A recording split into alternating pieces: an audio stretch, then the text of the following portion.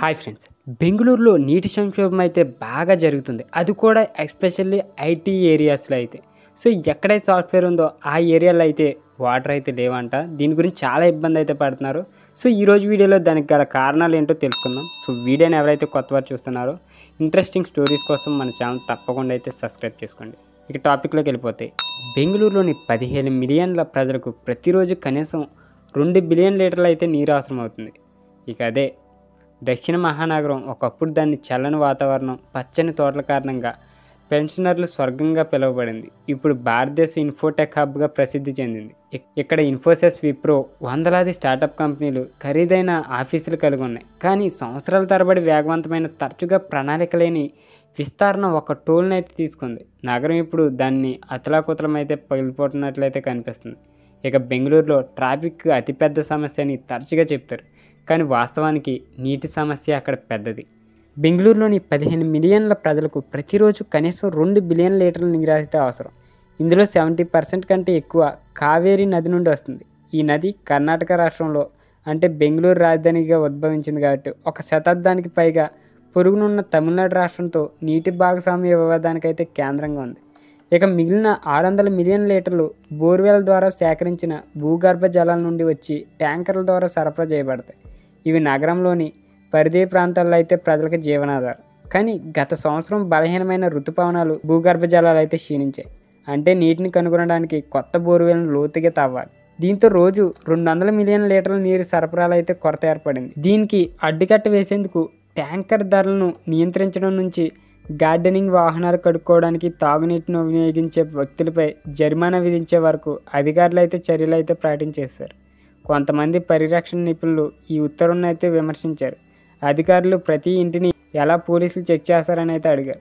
నగరం అంతటా కొరత ఏర్పడుతుండగా బెంగళూరు శివారులో నివసించే ప్రజలు, ముఖ్యంగా 2007లో నగరంలో విలీనమైన 110 గ్రామాల ప్రజలు దీన్ని భారాన్ని అయితే భరిస్తున్నారు. సో అపార్ట్మెంట్ భవనాలు, గేటెడ్ కమ్యూనిటీలో నివసించే ప్రజలు తమ దినచర్యలను మార్చుకోవాల్సి వస్తుందని అయితే చెప్పారు. ప్రత్యేకించి ఒకప్పుడు భారతదేశంలోని చక్కని నగరాల్లో ఒకటిగా పిలువబడే ఉష్ణోగ్రతలు అసాధారణంగా ఎక్కువగా ఉన్న సమయంలో కొన్ని అపార్ట్మెంట్లో నివాసితుల సంక్షేమ సంఘాలు ప్రజలు తమ కారులను వారానికి 2 సార్లు మించకుండా కడగాలని, స్నానం చేయడానికి అర బకెట్ నీటిని మాత్రం ఉపయోగించాలని, టాయిలెట్లో సగం ఫ్లాష్ను ఉపయోగించాలని అయితే ప్రజలను అయితే కోరాయి. చాలామంది ఐటీ ఉద్యోగులు నివసించే ఉన్నత స్థాయి హెచ్ఎస్ఆర్ లేఅవుట్ నుండి కొన్ని కిలోమీటర్ల దూరంలో ఉన్న సోమసుందర్ పాల్యలోని కొన్ని భవనాలు కొందరితో అయితే ఇంటర్వ్యూ అయితే చేశారు. ఈ భవనాల్లో చాలామంది అద్దెదారులు, వంటగాళ్ళుగా, సెక్యూరిటీ గార్డులుగా అయితే పనిచేస్తున్నారు. తమ బిల్డింగ్ కేర్ టేకర్లు 4 అంతస్తులకు నీటిని పంపింగ్ చేయడం మానేశారని అయితే పేరు చెప్పడానికి ఇష్టపడిన వ్యక్తి అయితే ఒక అతను చెప్పారంట ఒక ఇంటర్వ్యూలో. ఇంకా బిల్డింగ్లోని స్టోరేజ్ ట్యాంక్ నుంచి నీటిని బకెట్లు సేకరించి ఇళ్ల వరకు తీసుకెళ్లాలని, తక్కువ నీటిని వాడుకునేలా చూడాలని అయితే ఆయన చెప్పారు. ఇక తాము ఉపయోగిస్తున్న 3 బోర్వెల్లు ఎండిపోయాయని భవనాల మేనేజర్ నాగరాజు ఒక్క పేరు మాత్రమే వాడుతున్నారని తెలిపారు. ఇక 5 ట్యాంకర్ల ద్వారా నీరు సరఫరా చేస్తున్నారట. ఒక్కో దానికి 4000 లీటర్లు అయితే వస్తుంది. ఇంతకుముందు ట్యాంకర్ అయితే 700 రూపాయలంట. ఇప్పుడైతే దాదాపు 1000 రూపాయల వరకు పెరిగిందని అయితే చెప్పారు. బెంగళూరుకి నిజంగా నీటి కొరత ఉందా అనేది చాలామంది డౌట్ రావచ్చు. ఇంకా అంతేకాకుండా భారతదేశంలోని సిలికాన్ వ్యాలీలో నీటి యుద్ధం ఎందుకు చెలరేగింది?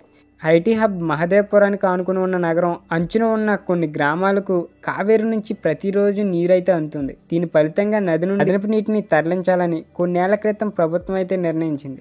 అయితే కొత్త నివాసితులు రావడం, వారికి నివాసం ఉండేలా భవనాలు నిర్మించడంతో ఈ సరఫరా కూడా జరగకపోవడంతో అక్కడ ప్రజలు కూడా నీటి ట్యాంకర్లకు డబ్బులు ఇచ్చి చెల్లించాల్సి వచ్చింది. సాఫ్ట్వేర్ ఆఫ్ వైట్ఫీల్డ్లోని గ్లోబల్ టెక్ కంపెనీలో పనిచేస్తున్న రుచి పంచోలి ఈ అపూర్వమైన నిర్మాణం మరిన్ని బోర్వెల్ని ఏర్పాటు చేయడానికి, భూగర్భ జలాలను ఎక్కువగా ఉపయోగించుకోవడానికి దారితీసిందని చెప్పారు. వేసవకాలం ముగిసే సమయానికి పరిస్థితి మరింత దిగజారుతుందని కొందరు అయితే అప్పట్లోనే ఆందోళన చేస్తున్నారు. అయితే రాబోయే 2 నెలల్లో పరిస్థితి మెరుగుపడుతుందని అయితే అధికారులు అయితే చెప్తున్నారు. ఇక కావేరీ నది నుండి నగరానికి నీటిని సరఫరా చేసే ప్రాజెక్టు యొక్క 5వ దశ మే నాటికి పూర్తి చేయాలని, ఇంకా శివార్లో నివసించే ప్రజలు ఎదుర్కొంటున్న సమస్యలను తగ్గించాలని అయితే భావిస్తున్నారు. కావేరీ నీటి ప్రాజెక్టు వివిధ దశల కమిషన్ సమయంలో బెంగళూరు జనాభా పెరుగుదల అన్ని అంచనాలను మించిపోయిందని అయితే ఉన్నతాధికారులు అయితే చెప్తున్నారు. మొత్తం మీద కావేరీ నీటి సరఫరా వ్యవస్థపై విపరీతమైన ఒత్తిడి అయితే ఉంది.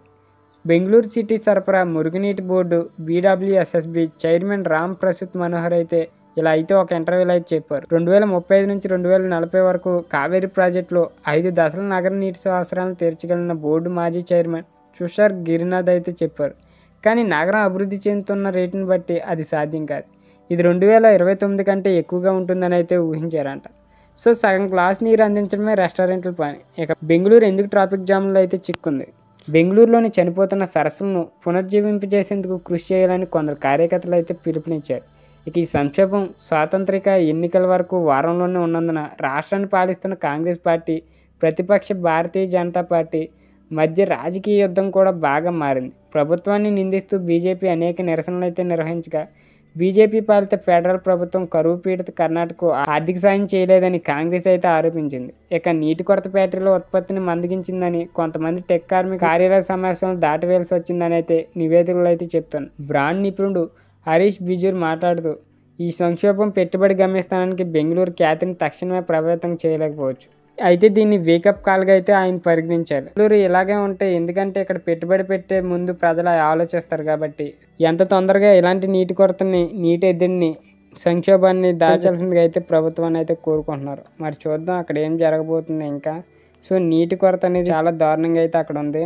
సో వాళ్ళకి కనీసం రెస్టారెంట్లో గ్లాసులో నుంచి సగం వాటర్ వేస్తున్నారు. సో వాటర్ ఎంత ఇంపార్టెంటో కూడా ఇప్పుడు బెంగళూరు ప్రజలకు అయితే తెలుస్తుంది, పైగా ఇది కావేరీ ప్రాజెక్ట్ వల్ల. సో చూద్దాం మరి నెక్స్ట్ ఏమైనా అప్డేట్స్ వస్తే మన ఛానల్లో వస్తాయి. సో వీడియో నచ్చితే తప్పకుండా లైక్ చేయండి. ఇలాంటి ఇంట్రెస్టింగ్ స్టోరీస్ కోసం మన ఛానల్ తప్పకుండా సబ్స్క్రైబ్ చేసుకోండి.